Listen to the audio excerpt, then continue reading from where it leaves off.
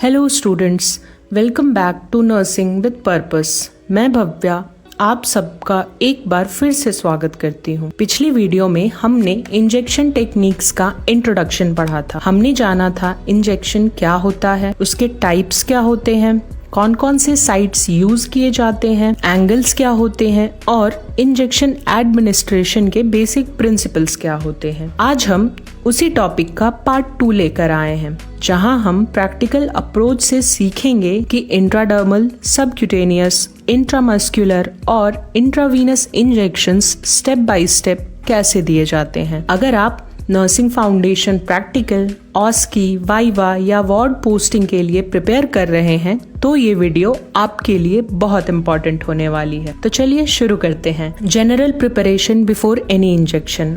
चाहे आप as a staff nurse कोई भी इंजेक्शन देने जा रहे हो, कुछ स्टेप्स हर प्रोसीजर में कॉमन होते हैं। डॉक्टर्स ऑर्डर चेक करिए, मेडिकेशन कार्ड को वेरीफाई करिए, 6 rights of medication administration follow करिए, हैंड हाइजीन परफॉर्म करिए, अपने रिक्वायर्ड आर्टिकल्स को अरेंज करिए, पेशेंट को आइडेंटिफाई करिए, पेशेंट और उसके केयर गिवर को पूरा प्रोसीजर एक्सप्लेन करिए, पेशेंट की एलर्जी हिस्ट्री को चेक करिए, साथ ही साथ पेशेंट और उसके केयर गिवर को पूरी प्राइवेसी प्रोवाइड करिए। ये सारे स्टेप्स पेशेंट सेफ्टी के लिए बहुत जरूरी हैं। अब सबसे पहले बात करते हैं इंट्राडर्मल इंजेक्शन प्रोसीजर की। जैसा हमने पिछली वीडियो में पढ़ा था, इंट्राडर्मल इंजेक्शन डर्मिस लेयर में दिया जाता है और मेनली एलर्जी टेस्ट या मैंटॉक्स टेस्ट के लिए यूज होता है। तो हम इसका प्रोसीजर पढ़ते हैं।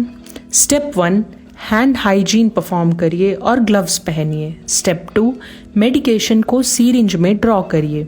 स्टेप 3, पेशेंट की 4 आर्म को कंफर्टेबल पोजीशन में रखिए। स्टेप 4, सिलेक्टेड साइट को एंटीसेप्टिक स्वॉब से सेंटर से बाहर की तरफ सर्कुलर मोशन में क्लीन करिए। स्टेप 5, स्किन को हल्का सा स्ट्रेच करिए। स्टेप 6, नीडल का बेवल ऊपर की तरफ रखिए। स्टेप 7, नीडल को 5 से 15 डिग्री के एंगल पर इंसर्ट करिए। स्टेप 8, मेडिकेशन को धीरे धीरे इंजेक्ट करिए।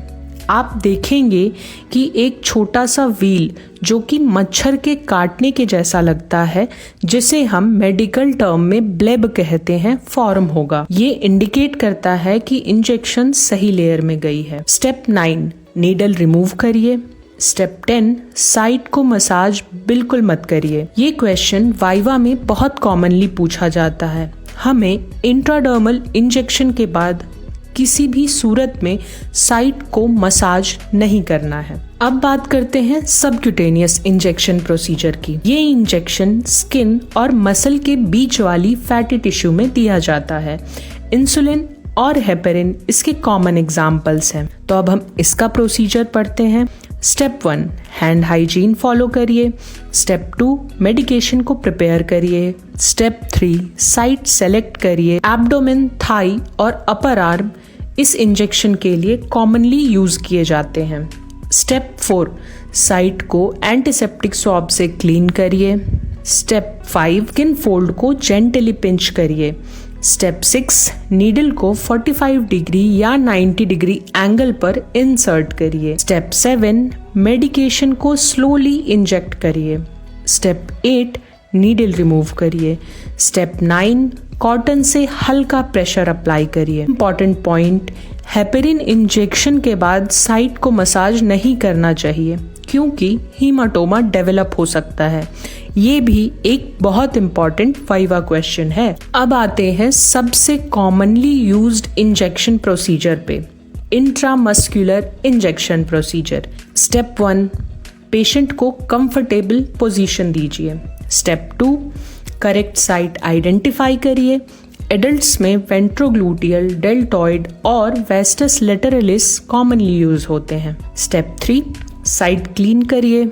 स्टेप 4, स्किन को स्ट्रेच करिए। स्टेप 5, नीडल को 90 डिग्री एंगल पर जल्दी से इंसर्ट करिए। स्टेप 6, मेडिकेशन को स्लोली एडमिनिस्टर करिए। स्टेप 7, नीडल रिमूव करिए। स्टेप 8, कॉटन से हल्का प्रेशर अप्लाई करिए। स्टेप 9, पेशेंट को ऑब्जर्व करिए। अब एक हम बहुत इम्पॉर्टेंट कॉन्सेप्ट समझते हैं, जेड ट्रैक टेक्निक। कभी कभी कुछ मेडिसिन्स टिश्यूज को इरिटेट कर सकती हैं। ऐसे केसेस में हम जेड ट्रैक टेक्निक का यूज करते हैं। इसे कैसे किया जाता है? इंजेक्शन देने से पहले स्किन को साइड में अप्रॉक्सीमेटली 2.5 से 3.5 सेंटीमीटर तक खींचा जाता है, फिर इंजेक्शन दिया जाता है। नीडल रिमूव करने के बाद स्किन को छोड़ दिया जाता है, जो कि एक जिगजैग या जेड शेप्ड पाथ क्रिएट करता है, जो कि दवा को मसल के अंदर ही सील कर देती है। इससे मेडिकेशन वापस लीक नहीं होती और टिश्यू स्टेनिंग भी कम होती है। अब बात करते हैं इंट्रावीनस इंजेक्शन प्रोसीजर की। ये डायरेक्टली वेन में दिया जाता है, इसलिए इसमें सबसे ज्यादा सावधानी की जरूरत होती है। अब हम इसका प्रोसीजर पढ़ेंगे। स्टेप 1, हैंड हाइजीन परफॉर्म करिए। स्टेप 2, पेशेंट को प्रोसीजर एक्सप्लेन करिए। स्टेप 3, सूटेबल वेन को आइडेंटिफाई करिए। स्टेप 4, टर्निकेट को अप्लाई करिए। स्टेप 5, साइट को एंटीसेप्टिक स्वॉब से क्लीन करिए। स्टेप 6, नीडल का बेवल ऊपर की तरफ रखिए। स्टेप 7, नीडल को वेन में इंसर्ट करिए। स्टेप 8, ब्लड फ्लैशबैक ऑब्जर्व करिए, यानी आईवी कैनुला के ट्रांसपेरेंट पार्ट में आपको थोड़ा खून दिखेगा। ये इंडिकेट करता है कि आप वेन के अंदर हैं। स्टेप 9, मेडिकेशन को प्रेस्क्राइब्ड रेट से एडमिनिस्टर करिए। स्टेप 10, टर्निकेट रिमूव करिए। स्टेप 11, नीडल रिमूव करके साइट पर प्रेशर अप्लाई करिए। स्टेप 12, पेशेंट को एडवर्स रिएक्शन के लिए ऑब्जर्व करिए। अब मैं आपको कुछ कॉमन मिस्टेक्स बताऊंगी जो स्टूडेंट्स प्रैक्टिकल में अक्सर करते हैं। हैंड वॉशिंग स्किप कर देना, गलत एंगल यूज करना, साइट का गलत सिलेक्शन करना, मेडिकेशन को क्रॉस चेक ना करना, डॉक्यूमेंटेशन भूल जाना और यूज नीडल को रिकैप करना।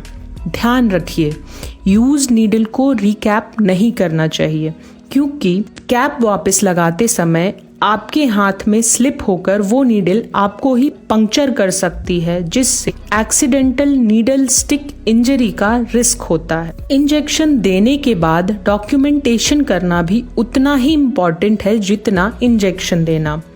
डॉक्यूमेंटेशन में मेंशन करिए ड्रग का नाम, डोज, रूट, साइट, समय और दिन, पेशेंट का रिस्पॉन्स और साथ ही साथ नर्स के सिग्नेचर।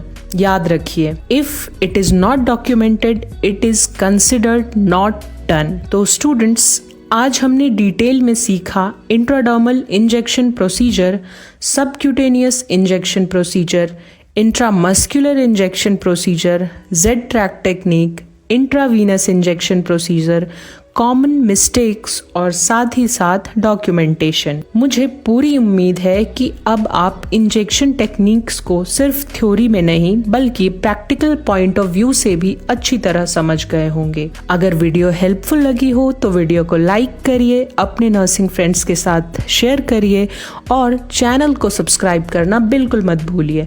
मैं भव्या आपसे मिलूंगी अगले नर्सिंग टॉपिक के साथ। Thank you for watching.